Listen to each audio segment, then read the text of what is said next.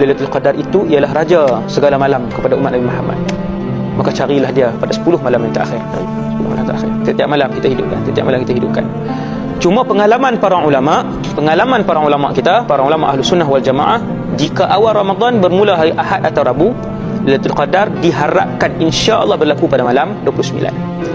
Kalau mula awal Ramadan hari Isnin, maka Lailatul Qadar malam 21. Kalau mula Ramadan pada Selasa atau Jumaat, maka malam ke-27. Jika hari Khamis, maka malam ke-25, dan jika Sabtu maka Lailatul Qadar insya-Allah pada malam ke-23. Itu kaedah pertama. Ini bukan dalam majalah disebut, dalam kitab yang pelbagai. Tapi jangan beribadat malam tu saja, kan? Kerana ni bukan nas yang qat'i daripada Nabi sallallahu alaihi wasallam. Ini pendapat para ulama.